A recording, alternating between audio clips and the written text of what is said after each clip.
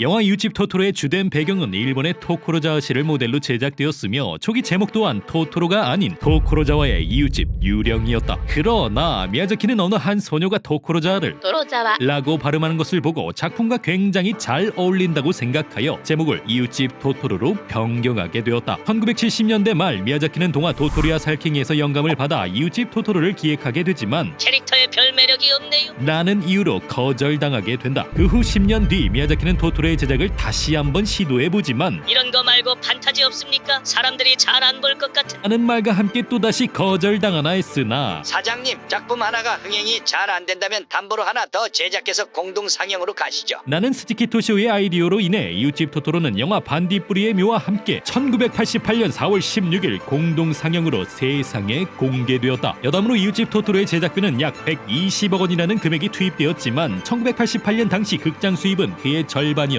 61억 원 정도. 그러나 일본의 국민 프로그램이었던 금요 로드쇼에서 토토로가 방영된 이후 약 210만 개의 토토로 인형이 판매되었고 이로 인해 엄청난 수익을 벌어들인 지브리 측에서는 이를 기념하여 토토로 캐릭터를 지브리 심볼 마크로 사용하게 되었다. 이웃집 토토로의 초기 각본은 본래 인간과 토토로 부족의 전쟁으로 인해 토토로가 멸종하게 되고 이후 얼마 남지 않은 토토로가 현대에 들어서 다시 등장하게 된다는 내용이 구상되어 있었다. 하지만 일상물로 기획되었던 토토로하고는 전혀 어울리지 않는 스토리였기 때문에 이를 삭제하게 되었고 이후 이 설정은 폼포코 너구리 대작전에서 사용되었다고 한다. 덧붙여 이웃집 토토로의 런닝타임은 본래 반딧불이의 묘와 함께 60분으로 기획되어 있었다. 그러나 타카하타 이사오가 먼저 이 규칙을 깨고 반딧불이의 묘의 런닝타임을 88분으로 변경하였고 미야자키 또한 시간을 늘리기 위해서 한 명이었던 주인공을 두 명으로 분산하여 런닝타임을 86분으로 늘리게 되었다. 그런데 이와 반대로 토토로의 포스터에는 단 한 명의 소녀만이 그려져 있는 것을 찾아볼 수 있는데 이는 두 명을 전부 세우면 그림이 살지 않는다는 미야자키의 제안으로 인해서 두 주인공의 복장과 헤어스타일을 합쳐 단 한 명의 소녀만 그리게 되었다고. 작품의 주인공인 사츠키와 메이는 각각 일본어와 영어로 5월을 뜻하고 있으며 작품의 시대적 배경 또한 1950년대 5월로 이웃집 토토로는 5월에 5월과 5월이 이사를 오며 이야기가 시작된다. 주인공 가족이 이사를 오게 된 이 낡고 허름한 별장은 귀신이 나오는 집으로 소문이 자자하지만 사실 미야자키의 말에 따르면 이곳은 원래 결핵 환자의 요양을 위해 지어진 건물이었다고 한다. 그러나 건물이 다 완공되기도 전에 환자가 세상을 떠나는 바람에 별장은 미완성인 채로 버려지게 되었고 원래 하녀로 근무할 예정이었던 칸타의 할머니가 이곳에 남아 건물을 관리하게 되었다고. 여담으로 제작진들은 별장의 음침한 설정과는 다르게 이곳을 평소 자신들이 살고 싶어 했던 집을 생각하며 제작하였다고 하는데 놀랍게도 제작이 끝날 무렵에는 작품에 대한 말은 일절하지 않은 채 연신 저런 집은 비싸겠지? 나는 언제 저런 집에서 살아볼 수 있을까? 이라는 말만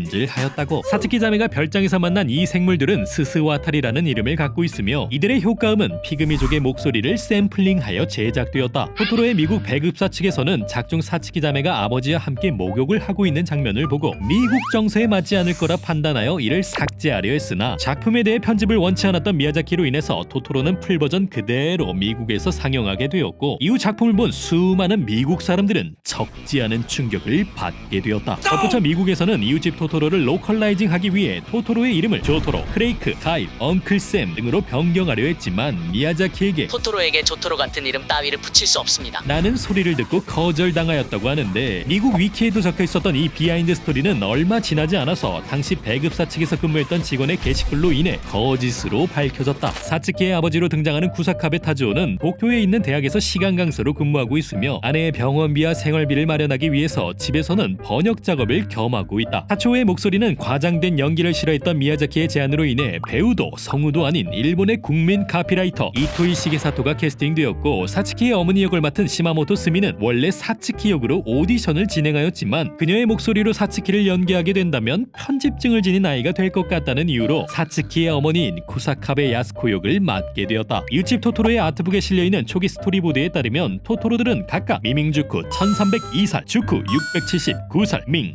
109살로 기재되어 있지만 미야자키의 인터뷰가 실려있는 출발점에 따르면 큰 토토로의 나이는 3000살로 변경되었다고 한다. 미밍주쿠라고 불리는 큰 토토로의 모습은 팬더와 친구들의 모험에 등장하는 팬더와 구엉이의 모습을 참고하여 제작되었는데 재미있게도 토토로의 털을 다 깎아내면 머리와 몸통이 분리되어 있는 것을 확인할 수 있다. 어버저 토토로가 살고 있는 거주지는 원래 나무를 도려낸 원룸으로 제작되어 있었지만 너무 현대식 건축물처럼 보였기 때문에 때문에 이를 포기하고 대충 이끼 같은 것을 둘러서 토토로의 집으로 설정하게 되었다고. 일본의 어느 한 유튜버는 토토로의 재채기로 날아가는 메일을 보고 토토로의 재채기가 어느 정도인지 물리 엔진을 통해 측정하게 되었는데, 결론만 말하게 된다면 토토로의 재채기는 태풍 하이선과 맞먹을 정도라고 하며 토토로의 배알량은 인간의 약 875배라고. 이웃집 토토로의 배경은 미야자키 감독이 어린 시절을 보내었던 토코로자와를 바탕으로 제작되었는데, 이로 인해 실제 토코로자와 시에서는 시설립 70주년을 기념하여 토토로 기념비를 설치하였다. 작중 사츠키의 친구 간타가 공책에 낙서한 그림은 스기우라 시게루의 작품 속 캐릭터들이라고 하며, 이는 원화 담당을 맡은 제작진이 장난삼아 그려넣은 것이라고. 사츠키와 간타의 담임을 맡고 있는 모리야마 레이코는 이제 막 대학을 졸업한 20대 초반의 신입 교사라고 하는데, 안타깝게도 그녀는 학생들 사이에서 겨스라치 뚱보라는 별명으로 불리우고 있다. 비가 오는 정류장 앞에서 아버지를 기다리고 있던 사츠키는 갑자기 나타나 비를 맞고 있던 토토로에게 우산을 건네주었는데, 이 장면에 대해 미야자키는 토토로는 비에 젖는 것을 마다하지 않는 짐승입니다. 토토로가 우산을 쓰고 있던 이유는 그저 우산을 악기로 생각했기 때문이죠. 라고 밝혔으며, 그가 우산을 쓰기 전 머리에 얹고 있던 잎사귀 또한 빗방울 소리를 즐기기 위해 착용한 것이라고 한다. 여담으로 토토로가 버스에 타는 장면을 자세히 살펴보면 토토로가 우산을 쓴 채 버스에 탑승한 모습을 찾아볼 수 있다. 영화의 신 스틸러 고양이 버스는 사실 변장을 좋아하는 요괴로 에도 시대 당시에는 가마로 둔갑하였으며, 버스가 발명된 이후에는 버스의 웅장한 자태에 반해 버스로 둔갑하게 되었다. 참고로 고양이 버스의 다리는 총 12개로 이는 지네처럼 보이기 위해 숫자를 늘린 것도 있지만, 다리가 겹치면 그리기 더 수월하기 때문에 다리의 개수를 최대한 늘린 것이라고. 고양이 버스의 행선지 표지판에 보여지는 우시노마는 실제 토코로자와시에 존재하는 지역의 이름이며, 버스가 마지막 종착역에 도착했을 때 보여진 표지판은 보금자리라는 뜻을 지니고 있다. 여담으로 고양이 버스의 성별은 수컷으로 작품 속에서는 뽕알이 등장한다. 주인공 토토로의 목소리는 무민 아빠로 유명한 타카기 히토시의 목소리에 하모니저를 사용하여 속도를 늦추고 바람 소리를 섞어서 제작하게 되었다. 나무를 싹트기 위해 토토로가 보여준 이 의식의 이름은 돈도코 춤이라고 하며, 지브리 파크에는 이 춤의 이름을 딴 돈도코 숲이 존재한다. 덧붙여 토토로의 애장품 중 하나인 이 팽이의 이름은 붕붕으로, 토토로가 팽이를 돌리고 있는 모습은 에도 시대 때 같이 어울려 지냈던 남자아이를 흉내낸 것이라고 하며, 토토로의 집에 있는 토기들은 조mon인에게 제작 방법을 배워 토토로가 직접 제작한 것이라고. 이웃집 토토로에서는 동시 상영되었던 반딧불이의 묘로 인해서 작중 그 어디에서도 반딧불이를 찾아볼 수 없게 되었고, 사츠키 자매가 오이를 먹는 장면 또한 반딧불이의 묘의 주인공 세이타가 토마토를 먹는 장면을 의식하여 추가하게 되었다고 한다. 영화 속에서 메이를 위협하고 있는 염소를 자세히 살펴보면 실제 염소와 다르게 위쪽 치아가 존재하는 것을 확인할 수 있는데, 이는 지브리 측에서 메이에게 좀 더 공포감을 조성하기 위해 염소에게 임플란트를 추가한 것이라고. 토토로는 사츠키가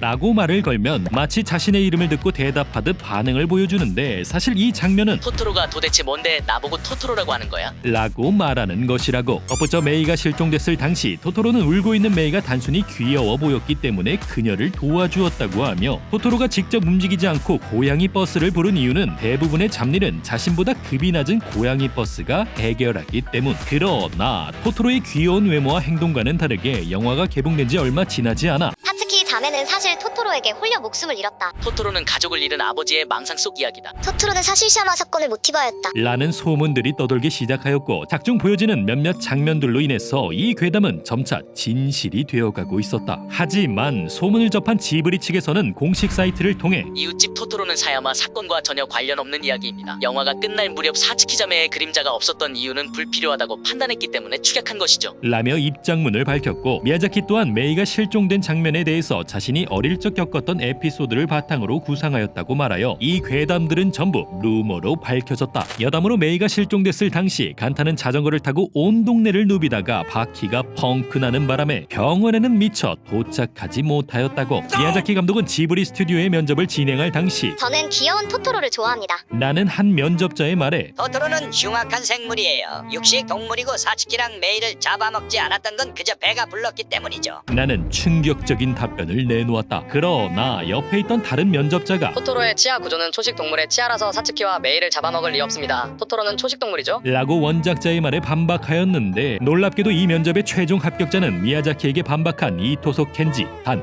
한 명뿐. 토토로가 개봉되고 14년 뒤 토토로의 속편인 메이와 아기 고양이 버스가 공개되었다. 이 작품에서는 메이가 아기 고양이 버스와 친구가 되어 수많은 고양이 버스와 도깨비들을 만나게 되는 내용이 담겨져 있었지만 아쉽게도 이 작품은 오직 일본 지브리 미술관에서만 관람이 가능하다. 이웃집 토토로의 결말은 어머니가 병원에서 태어나며 행복한 결말로 막을 내리게 되는데 아쉽게도 엔딩 장면에서는 아이들과 토토로가 함께 있는 모습을 단 한 장면도 찾아볼 수가 없다. 이에 대해서 미야자키가 말하길 아이들과 토토로가 계속해서 만남을 지속하게 된다면 인간 세계로 돌아갈 수 없기 때문에 이후의 만남을 그리지 않은 것이라고 하며 사츠키의 미래에 대해서는 결혼해서 잘 먹고 잘 살고 있다고. 여담으로 작중 등장하는 칸타의 할머니 또한 어린 시절 토토로를 만난 적이 있다고 하는데 작중 토토로는 칸타의 할머니와 메이가 동일한 소녀라고 생각하고 있다.